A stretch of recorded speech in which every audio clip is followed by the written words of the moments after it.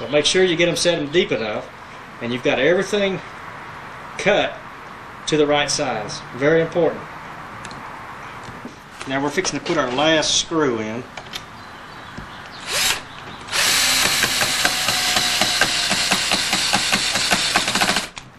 It's kind of hard to hold the camera and run the screw gun at the same time. Can't get enough pressure on it. But anyway, now we've got all the rest of our screws in. Take our clamps off.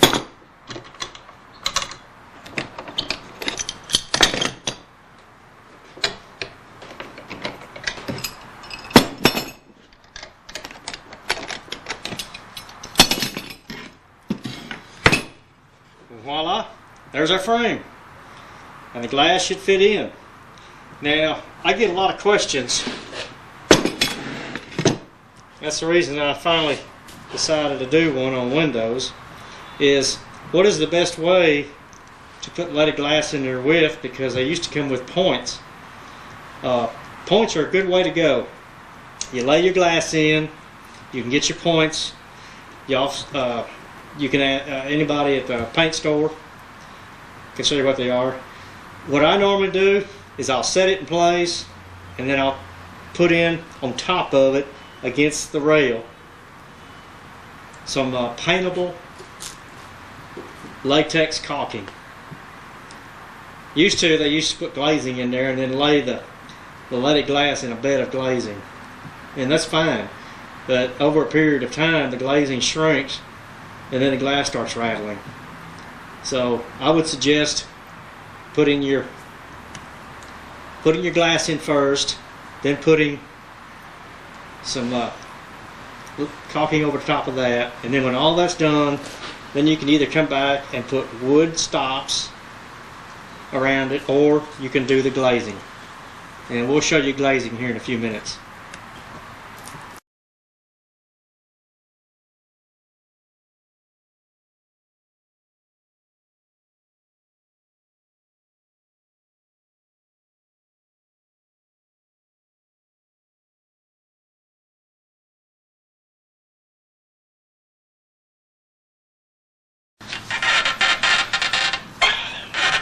Okay, for those of you that want to see how an old style window is built, or you want to try to build one on your own, you can do it.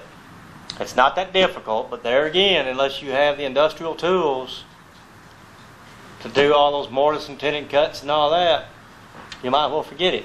It costs too much. But we're going to do an easy to make, replaceable sash. And you can use it for an upper, a lower, either one. The only difference, on a lower window, we have a check rail. As I was showing you in the beginning, it's got this angle piece cut on it. It's 1 3/4 wide. The upper has just a square stock, and it's just a meeting rail to which these two are closed. If you looked at your window sashes in your house, if you've got an older house, then you'll see where they come together, and then you lock them, as I was showing you earlier on that too. But anyway, we're just going back over that. This is basically the same thing as your casement window. The width of your glass, the height of your glass, get that. Okay, you need that. You also need the width of the window sash and the height of the window sash. Alright, now let's start. We know the width of the glass, as we were doing this earlier. Your bottom rail should be the width of your glass.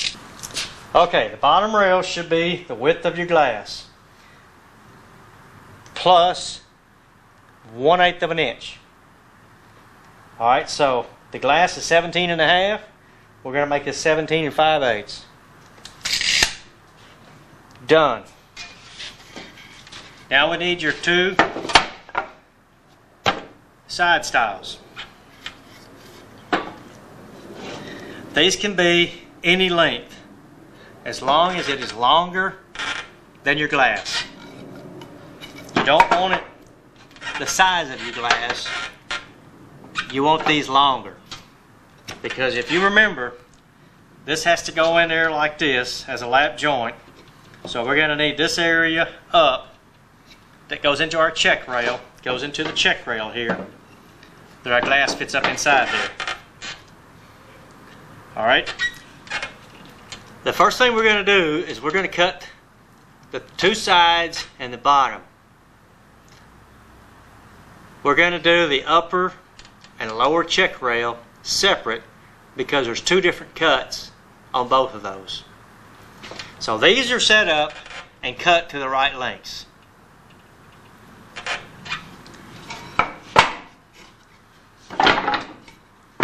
What we need now, we need a piece. It's going to be for the upper. Okay, what we need is a piece for the upper. You just want to cut it. It can be in about, 1 7/8 inches, 2 inch wide, by 1 3/8 inches thick.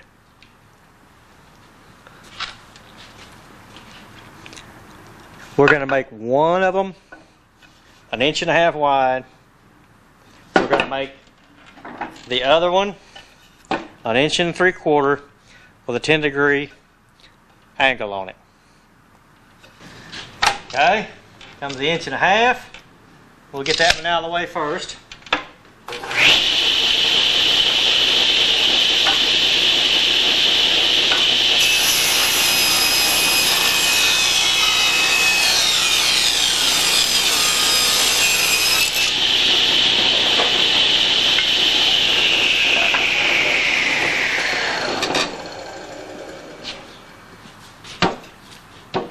Okay, got our 1.5 inches wide done. Now we're going to do the 1 3/4 inches, 10-degree bevel on it.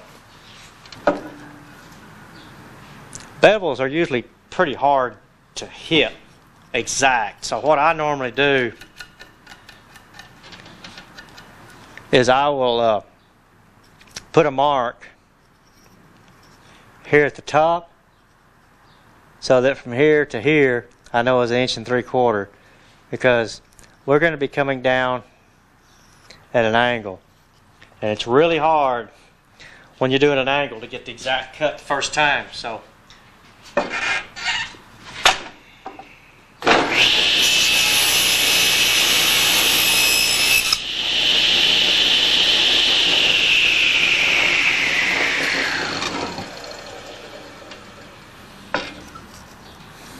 okay, you can see that we've got the angle cut and we're right on our mark.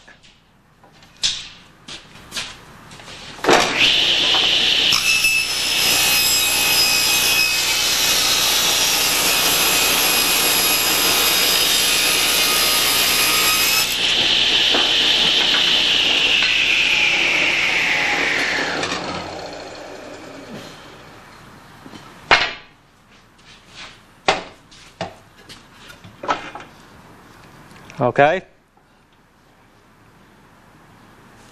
we've got her cut.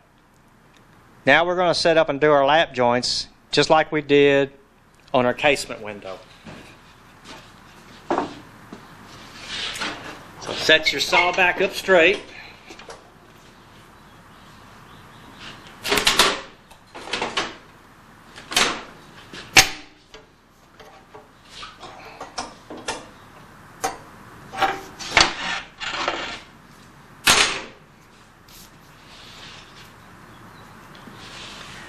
Now these are going to be a little bit different because on those old windows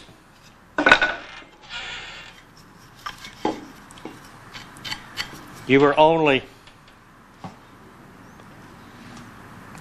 a 1/2 inch deep.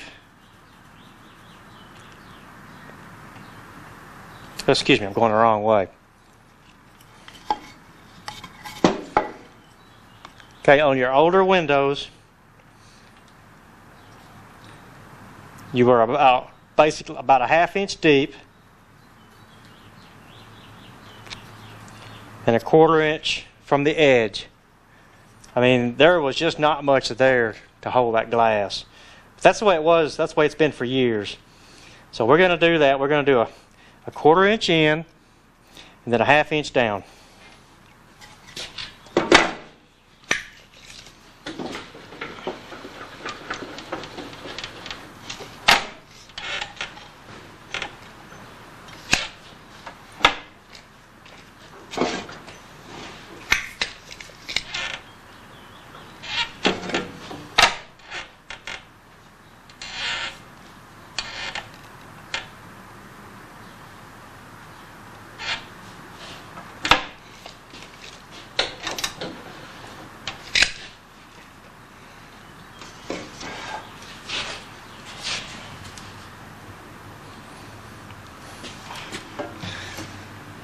Okay, I hope you can see this. From the edge of our blade to our guide is a 1/4 inch, exact. The height of our blade is a 1/2 inch.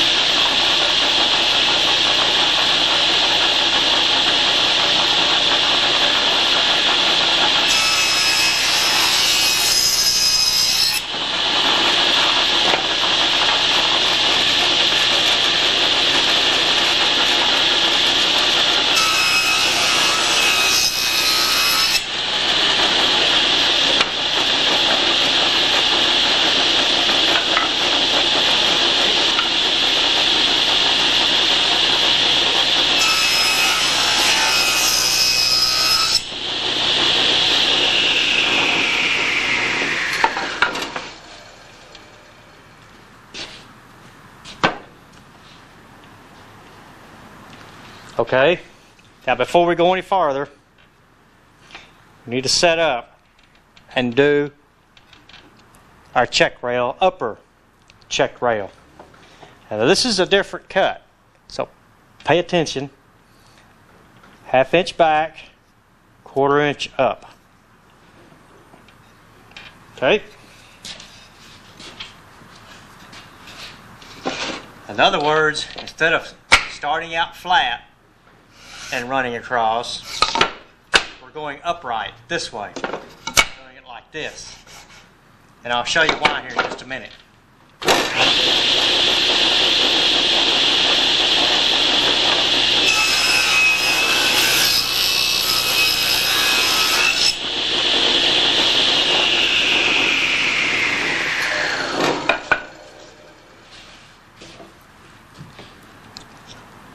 Okay, we got all those cuts. Now we come back to 1/2 inch and get that fillet out of there. So we set our blade up to where it just barely cuts the height that we need. We go back 1/2 inch. And whatever the first one is, you need to cut them all the same.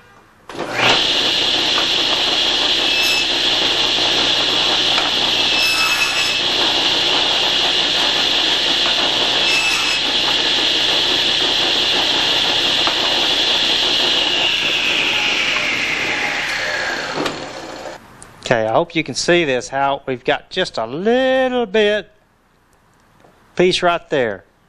You just keep running that blade up and up until you get everything a nice, clean, square cut.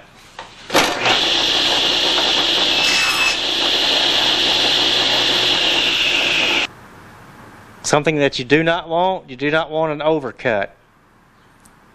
Because what would happen, water would get in there and set. Even just a drop of water getting in there and setting cause it to rot. So you don't want to overcut them.